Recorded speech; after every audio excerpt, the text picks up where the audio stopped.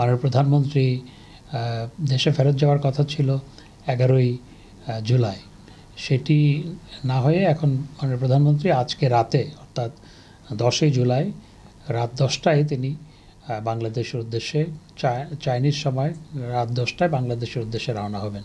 এতে কিন্তু তার অফিসিয়াল যে কর্মসূচি সেটির বিন্দুমাত্র হেরফের হয়নি।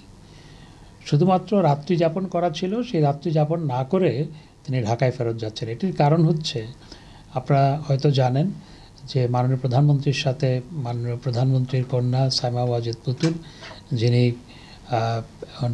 WHOর রিজিওনাল ডিরেক্টর, তিনিও আসার কথা ছিল, কিন্তু তিনি অসুস্থতার কারণে আসতে পারেননি। শেষ মুহূর্তে সকালবেলা তাকে, অর্থাৎ আমরা যেদিন ফ্লাই করলাম 8 তারিখ সকালবেলা, সেদিন অত্যন্ত অসুস্থ হয়ে পড়ার কারণে হঠাৎ করে তিনি আসতে পারেননি। তিনি এখনও অসুস্থ এবং মা হিসাবে মাননীয় প্রধানমন্ত্রী রাত্রি এখানে যাপন না করে সমস্ত সরকারি কর্মসূচি শেষ করে, অর্থাৎ প্রি শিডিউল সমস্ত কর্মসূচি শেষ করে তিনি রাত্রি এখানে যাপন না করে ঢাকায় ফেরত যাওয়ার সিদ্ধান্ত গ্রহণ করেছেন। এটির সাথে সরকারি কর্মসূচির কোনো হেরফের হয়নি।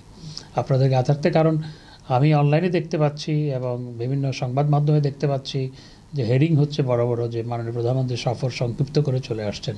আসলে সফর সংক্ষিপ্ত নয়, উনি শুধু এখানে রাতটা যাপন করার কথা ছিল, সেটি না করে ঢাকায় তার অসুস্থ মেয়ের সাথে রাতে সময় দেওয়ার জন্য মা হিসাবে, সেজন্য তিনি চলে যাচ্ছেন।